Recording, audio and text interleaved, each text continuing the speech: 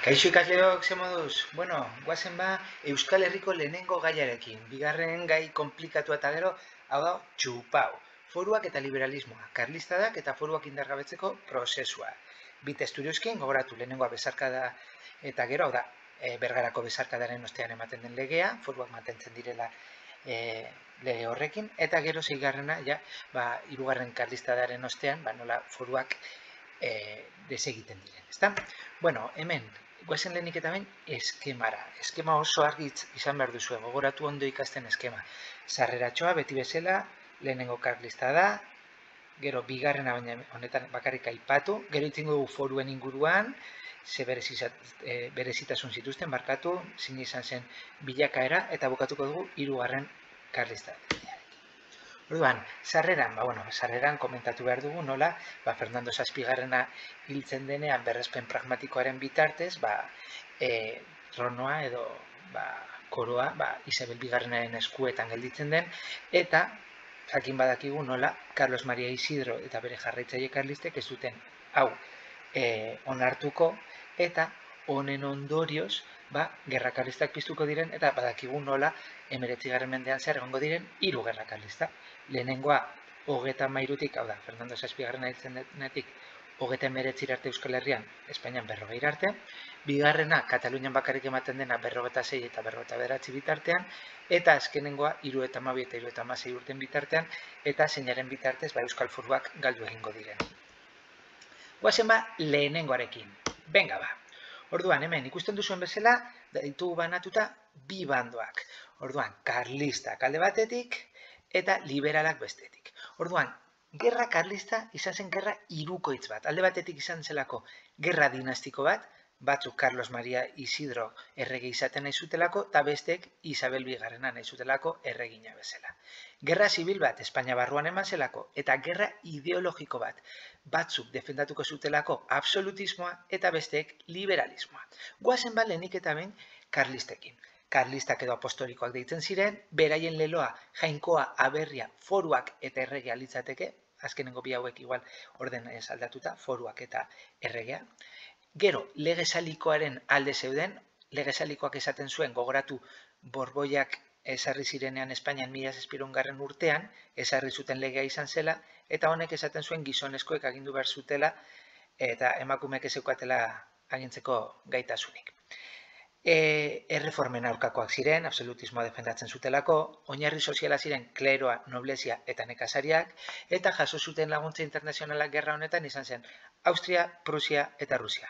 1815ean, garaitua izan zenean Napoleon, sinatu zutenak. Gero bestalde ditugu Kristino edo Isabelinoa. Kristino, Maria Kristina Isabelen amarengatik, eta Isabelinoa Isabelengatik. Liberal moderatu eta aurrerakoiek babestu zuten, berrespen pragmatikoaren alde zeuden, gogoratu hau zela lege salikoa anulatzen zuen legea, erreformen alde zeuden, moderatu eta aurrerakoiek badakigu ez zituztela erreforma berdinak babesten, baina hori aurreko gaikoa da. Maria Kristina izan zen lehenengo errege ordea, gero gogoratu ere Espartero izan zela bigarrena, eta nork babesten zituen, edo nork babesten zuen liberalismo hau, ilustratuek, intelektualek, hau da, burgesiak eta herriaren zati handi batek ere. Eta jaso zuten laguntza internazionala izan zen Britainia handikoa, Frantziakoa eta Portugalekoa. Hemen ikus ditzakegu gerraguneak zeintzuk izan ziren. Batit bat penintsularen iparraldean. Guazen mendebaldetik ekialdera. Galizia, Asturias, Euskal Herria, Aragoi, Katalunia eta Maestrazgoa izango dela Castellonen iparraldea. Hemen mapa bat ikusi dezakegu zeintzuk izan ziren karlista guneak, zeintzuk izan ziren gerra guneak, eta ja hasiko gara hitz egiten lehenengo karlistaldiaren inguruan.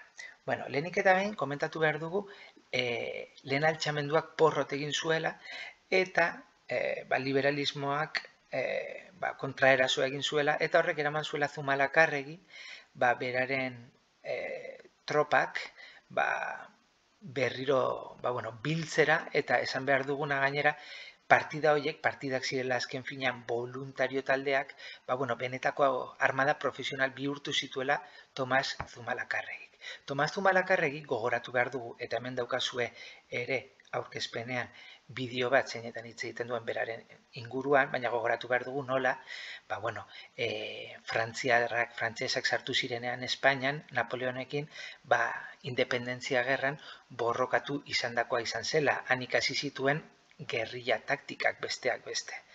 Gero ja armadan sartu zela, eta hor jarraitu zuela, gerra piztu zen arte, eta bera altxatuekin, karlistekin bat egin zuen, ezta? Gogoratu nola Zumalakarregik garrantzi handia izan zuen lehen fase honetan, gerrilla taktika horiei esker, ia Euskal Herria guztia beraien menpe gelditu zelako, hau da, karlisten menpe. Kenduta, Arabar Errioxa eta hiriburuak. Maria Kristina berak bakea eskaini zien eta esan zien foruak mantendu ditzakezue gerrari uko egiten badiozue, baina hauen erantzuna izan zen Carlos ala hiri. Eta, behin nekazalgune edo landa gune esango ditugu, landa eremua kontrolatu zituztela, ja joan ziren Bilboren setiora Bilbo konkistatzeko nahi horretan. Baina jakin badakigu segertatu zen Zumalakarregirekin, ezta? Zumalakarregi, guazen berarekin berriz ere, Bilboko setioan hil egin zen. Hemen ikus dezakezue bere etxea, bere etxea ez, bera Bilbon zegoen etxe horretan, balkoi horretan, tiro bat jaso zuenean, eta tiro horren ondorioz, hil egingo zen, berak nahi izan zuelako Segamara joan, eta hango kurandero moduko batek tratatzea, baina izterrean jasotako bala hori ezin izan zioten atera, diotenez oso izter gihartsuak zituelako, eta horren ondorioz hil egin zen. Eta horrekin, sartuko ginateke bigarren fasean. Ikusi genuenean gerra karlista 3 fasetan banatu genuen, baina Euskal Herrian 2 fasetan bakarrik sartu dut. 35, 37 eta 37 berrogei banatzen genuen lehen, ezta? Zumalakarregiren heriotza izango da oso kolpe gogorra karlismoarentzat, eta gutxinaka gainbera etorriko da. Gainera, liberalek Esparteroren eskutik Bilboko setioa apurtu egin zuten, eta gogoratu urte hauetan, karlista joan ziren Madril eta Kadizerantz, eta Maria Kristinak eman zien gobernua aurrerakoiei. Baina, bi bandoak desgastatzen hasi ziren eta buruzagi karlista batzuk bakearen alde azaldu ziren. Hoietako bat Maroto izango zen, eta ja bakea bilatzen hasi ziren. Karlista tradizionalistenak bakearen kontra azaldu ziren, eta Marotok hauetako batzuk fusilatu egin zituen Nafarroan. Baina, Bergarako besarkada gauzatu egin zen, hemen ikustezakezue barkatu lehenik eta behin zein zen karlisten itxura, eta esaten ari nintzen bezala, Bergarako besarkada gauzatu zen ja 39ko abuztuaren bukaeran. Honek zer suposatu zuen, oso garrantzitsua dela. Militar karlistak mantendu zirela ejertzituan, eta beraien soldata ere mantendu egin zutela. Euskal foruak ere mantendu egin zirela. Eta honek ekarri zuen, Carlos Maria Isidro erbestera Frantzera joan behar izan zela, eta gero nola gauzatu zen Bergaran akordatutakoa? Gauzatu zen, balio juridikoa izan zuen, 1889ko urriaren 25ko legearen bitartez. Hau da, 5. testu iruzkinean agertzen den bezala. Oso ondo egin duzuen bezala. Baina, lehen esan dizuedan bezala, Espainian gerrak urte bete gehiago jarraitu zuen Cabrera generalaren bitartez. Gero esan dugun bezala, bigarren gerra karlista bat egon zen, baina honek ez zuen eraginik izan Euskal lurraldeetan, orduan, aipatzea besterik ez litzateke, eta jarraian hitz egingo dugu foru sistemaren inguruan. Orduan, lehenik eta behin, jakin behar dugu zer den foru bat. Foruak azkenean ziren gure usadio eta ohiturak batzen dituen araudi multzoa. Lege modukoak eta hauek sortu ziren Erdi Aroan. Erdi Aroan gogoratu erregeek hiriei ematen zizkien eskubide edo privilegioak zirela jendea bertara bizitzera joateko. Hemen daukazue adibidez, Labrazoko foruaren adibidea. Baina, gero, urteek aurrera egin ahala, gogoratu, hemen daukazue Carlos bigarrena sex simbola, eta hau, badakizue, atzeratua zela, impotentea zela, ezin zuela seme alabarik izan, eta orduan seme alabarik gabe hil egin zen.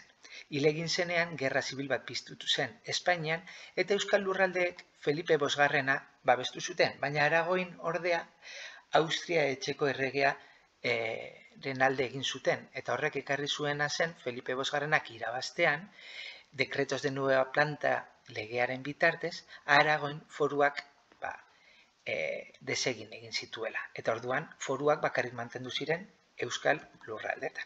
Gero hitz egin beharko genuke foruen berezitasunen inguruan. Orduan, foruak zergatik dira garrantzitsuak? Bueno, alde batetik, autogobernua ematen ziotelako Euskal Lurraldeei. Erakunde propioak zituzten. Alde batetik, eskualdeetan zeuden batzarrak, eta, Arabako kuadrillak aipatu beharko genituzke. Eta gero, probintzian, baina izango genituzke, batzar nagusiak eta hauek zeukaten, indar legegilea, eta gero diputazioak botere betearazlea izango zuela. Beste gauza bat oso garrantzitsua. Zerga salbuespena, zerga gutxiago edo zergarik ez zutela ordaindu behar Euskal Herrian. Bestalde, soldadutza ere ez zuten zertan egin, eta egitekotan, soldata bat jaso zezaketen. Eta azkenengoa eta garrantzitsuena kaso, kaparetasun unibertsala. Zer da kapare izatea? B mailako noble izatea. Gaztelaniaz esaten dena, hemen ikusten duzuen bezala, hidalgo. Orduan azkenean, Euskal Herritar guztiak kapareak ziren, eta horiek ematen zizkien, edo hobeto esan da, aipatu ditugun privilegio horiek. Hemen klasean ikusi dugun bezala ditugu testu batzuk azaltzen dituztenak berezitasun hauetako bakoitza, eta hemen aipatu ez dudana izango litzateke muga zergena. Izan ere, muga zergak barnealdean bakarrik gelditzen ziren, eta orduan Euskal Portueltara heltzen ziren ondasunek ez zituzten zergak ordaintzen, eta hori privilegio handia zen Euskal Portuen.